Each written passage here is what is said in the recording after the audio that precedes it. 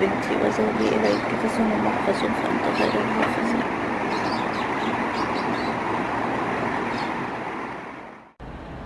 صباح الفل عليكم يا حبايبي، يا رب جميعا تكوني يا سندريلا بصحة وخير، واهلا بيكي في اسرار سندريلا. صباح الفل. الساعة دلوقتي 6:30 اهي، شايفينها. فيروز الحمد لله نزلت المدرسة، وزي ما انتم شايفين كده الفطار ما فطرتش حاجة، فطرت نص شوفوا، نص الاوريو، خدت بس شفطتين كده من الحليب خلاص. ربنا معاهم يا رب جميعا ويحفظهم، ونخلص بقى، نفسي نخلص بقى ونخلص بقى السنة على خير يا رب، يا رب ان شاء الله، وناخد بقى الاجازة يا رب جميعا كده، كلنا كده بخير وسعادة يا رب. الحمد لله انا نظفت الشقة امبارح قبل ما انام، الى حد ما انا غيرت يا جماعة النظام الروتين بتاعي. انا كنت بنظف طبعا الصبح وكده، عندي وقت بنضف الصبح، مش عندي وقت بقيت بنضف بصراحة بالليل، لان انا وقت بالليل ببقى فاضية، بيبقى فيروز في شغله، فببقى مش موريش حاجة، فلو قدرت اعمل حلقة بالليل لو كده بقوم منضفة بالليل، كنسة بالمكنسة ومسحة الترابيزات والكلام ده. بحاول يعني ان انا الصبح بقى اسيبه ليه لو في واجبات ومذاكرة والغدا وكده، فعشان اليوم بتاعي ما يبقاش بصراحة مضغوط. فامبارح مسحت طبعا الشقة كلها وكنستها ومسحت الترابيزات، يعني كل اللي انا كنت بعمله معاكم في الروتين اليومي عملته بالليل. فحاسه ان انا مرتاحه نفسيا ان شاء الله. النهارده هنعمل بقى الغدا بتاعنا، بس يعني على الظهر كده ممكن نبدا نعمل الغدا، بعدين فيروز ان شاء الله تيجي بالسلامه، نبدا نعمل واجبات، لو في اي مذاكره او اي حاجه ان شاء الله بنظبطها مع بعض، وربنا يعيننا يا رب، وصباحكم زي الفل. اول نصيحه بنات، او تاني نصيحه، يعني اول حاجه انا قلتها طبعا ان انا مظبطه البيت بتاعي قبل ما انام. النصيحه التانية، وانت بتولعي البخور ما تحرقيش الفحم قوي، ما تولعيش الفحم قوي كتير، يعني يا دوب بس ايه ينور معاكي جزء منه كده، جزئين، وفي الاخر هو بينفخ، يعني الفحمية كلها بتنور بعد كده، يعني كلها بتاكل في بعضها. لكن بس كفايه بس ايه الاطار بتاعها ممكن هو اللي ينور معاكي. البنات اللي سالتنا على البخور، انا بحب جدا ريحه البخور دي، اللي هي بخور زينب، هي بصراحه جايه لي هديه من صديقه بحبها قوي قوي، حبيبتي وصاحبتي، يعني من الناس اللي برضو طلعت منها من الغربه، يعني بجد ربنا يخليها لي. فهي جابتهولي عشان هي عارفه انا بحب الروايح، فعجبني جدا يعني، جدا جدا جدا يعني. هو واللي هو بخور النبيل، بحب بخور النبيل قوي قوي، وده طلع رهيب. ليه ما اقول لكم ما تحرقوش الفحم قوي؟ لان الفحمه لما بتتحرق بتضيع ريحه البخور اصلا، يعني بتحس ان الفحم البخور بتحرق فمالوش ريحه. لكن اما يكون بس كده يا دوب بس انتي ولعتيه على النار حاجه بسيطه، فالريحه بتبقى يحافظ على ريحه البخور جدا، يخلي البخور ما يتحرقش، فالريحه بتاعته بتطلع حلوه قوي. خلينا بقى نبخر كده الشقه.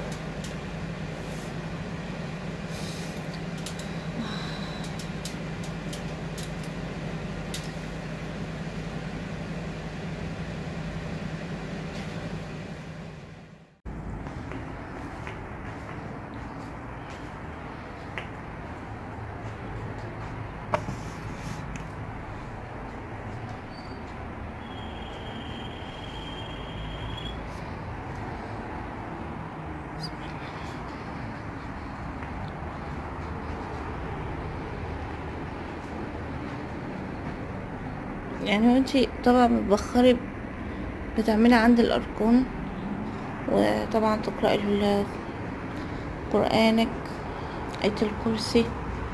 انا هحطها هنا كمان جنب البلكونة شوية، عشان الهواء، كل ما كان فيه هواء كل ما الدخان الريحة دي تبقى قوية اكتر. فمثلا جنب شباك، جنب بلكونة، فاتحة تكييف كده، البخور بتاعك بيشتغل اكتر. نشغل بقى القرآن. بسم الله.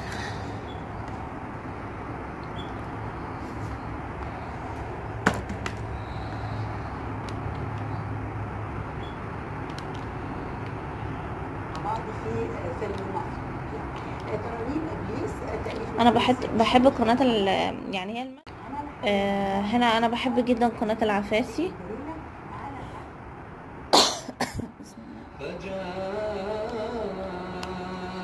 صوته بيريحني نفسيا جدا يعني.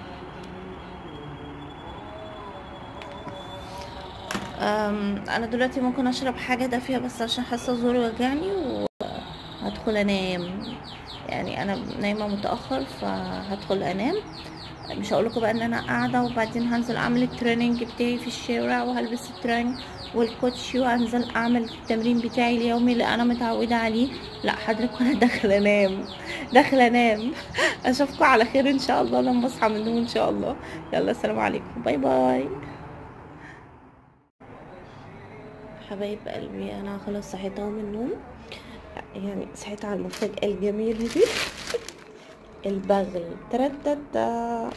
طبعا كل يعني المنصورة، المحلة عارفين البغل بتاع الفول والطعمية. احلى فول وطعمية يا جماعة ممكن تاكلوها، بالذات الفول بالزيت الحار والفول بزيت الزيتون، حاجة بقى ما اقولكوش.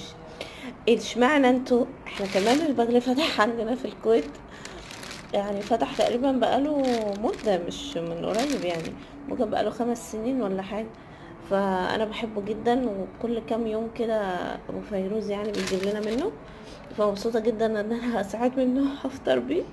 عمل بقى كوباية شاي كده بقرنفل وسندوتش فول كده وبصوا عنده سندوتش بطاطس بالطحينة رهيب، حلو جدا جدا جدا. هو كان فاتح فرع على فكرة في الفرعونية بس قفل، فما عادش بس غير فرع حوالي. تصدقوا بصوا، حوالي بتاع الفرعونية ده قفل يعني. لا اعرفه. في خطام بيقولك مجمع فايزة سنتر مقابل البنك التجاري بجوار مجمع أوتاد. شوفوا كده بتاع ختام، بنات ختام لو كده شوفوا بتاع ختام. وعنده على فكرة خدمة توصيل. يعني عشان تحسوا ان انتوا في مصر. بصوا استنوا، قريبا افتتاح مطعم ختان يوم 1/2. يعني افتتح خلاص.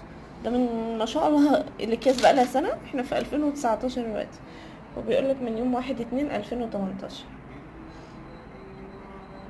فهستأذنكم بقى يا جماعة افطر وبعدين بقى ننزل نجيب فيروز. طبعا انتوا عارفين ان لازم في خلال الروتين اليومي اكون بنظف الحمامات، ده شيء اساسي جدا يعني بالنسبه ان انا ادعك الحوض وادعك المرايه وكده. وعملت له من علبه البرنجلز بتاعه الشيبسي العمو ده كده، وحطيت لهم فيها الفرش، يعني شكل مختلف تغيير. في حاجات كده بتبقى حلوه قوي، ما ينفعش ان احنا نرميها بجد، وبتبقى شكلها حلو قوي. هنا بقى مع فيروز خلصنا شوية وجبات كده، وكنا بنذاكر شوية في مذكرة الرياضيات. الوحدة دي مليانة بصراحة كتير، ربنا يرزقهم كده فهم المرسلين يا رب، وربنا معانا. انا كنت وعدها بصراحة لو خلصت واجب وذاكرنا شوية هخرجهم برا كده في الطرقة. هي جارتي ما كانتش موجودة، كانت عند مامتها، والجارة اللي هناك ديت كانت في الشغل بتيجي الساعة 5. فانا اول يوم كنت اخرجهم كده، يعني ما كملوش ساعة والله، بس حسيتهم غيروا المود قوي وكانوا مبسوطين. فيروز كمان كانت مبسوطة قوي على موضوع الباتيناج، لان من يوم ما جبناه ما كانتش بتلعب بيه، واهم حاجة ان طبعا ما فيش ازعاج للجيران لانهم ما كانوش موجودين. النهارده ان شاء الله الغدا بتاعنا هيكون رنجة. طبعا احنا هنا اصلا قليل لما بنلاقي رنجة مصري. دي رنجة بسمة.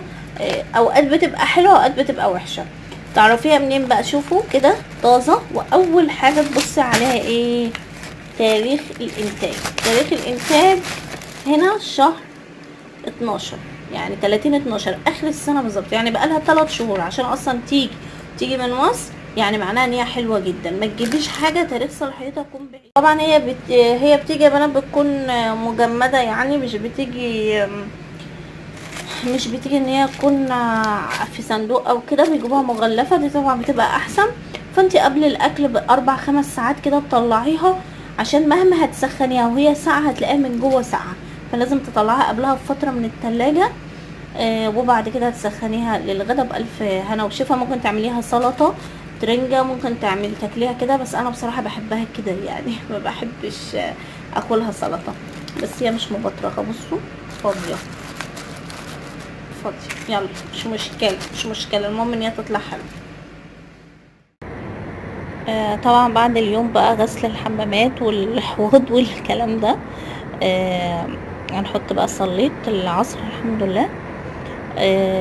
هنحط بقى من اللوشن ده على ايدينا كده وبشرتنا، عشان دايما ايدك تبقى رطبه. يعني انتوا عارفين غسيل المواعين والحاجات دي، انا بصراحه بحب اللوشن ده قوي. انا كنت جربته وقلت لكم عليه من بس اند وركس لما كان عامل عروض عشان عيد الام. جربت النوع ده هيلو، ده رائع رائع رائع.